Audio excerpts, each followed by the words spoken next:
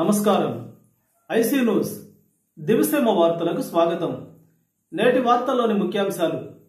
ఈరోజు మరి మన ప్రధానమంత్రి గారు నరేంద్ర మోడీ గారు రాహుల్ గాంధీ గారిని అర్బన్ నక్సలైట్ అనడం చాలా బాధాకరం.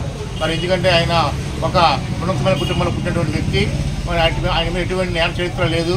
మరి వాళ్ళ అర్బన్ నక్సలైట్ చెప్పారు అంటున్నటువంటి మరి ఈ యొక్క మోడీ గారు గతంలో 2002లో మరి గుజరాత్లో ముఖ్యమంత్రి ఉన్నప్పుడు ఆయన చేసిన అరాచకాలు యావత్ ప్రపంచం మొత్తం తెలుసు.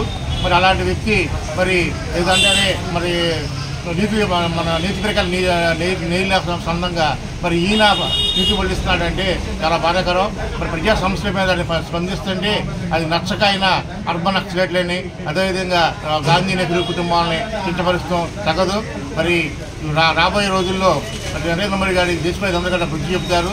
అంతేకాకుండా ఈ రోజున నరేంద్ర మోడీ గారు మత్తి చెల్లించి వయోభారం పైకి వచ్చి ఆయన అనేక రకాలు ప్రవర్తిస్తున్నారు. రాహుల్ గాంధీ గారిని అలా అంటాం మరి యావత్ కాంగ్రెస్ పార్టీ నాకు అందరూ ఖండిస్తున్నాం. కబడ్దారు నరేంద్ర మోడీ మరొకసారి కనుక ఎలాంటి పిచ్చి పత్రం వస్తే మటుకి మీ యొక్క పరిపాలనకు ప్రజలు జన్మగీతం పడతారు. అంతేకాకుండా మరి మీరు జాగ్రత్తగా మాట్లాడాలి. మరి స్వయాన ఒక పార్లమెంట్ సభ్యుని బట్టి మీరు అర్బన్ నక్సలైట్ అంటున్నారంటే మీ యొక్క ఇంగిత ఎంతవరకు ఉందో అర్థమవుతుంది.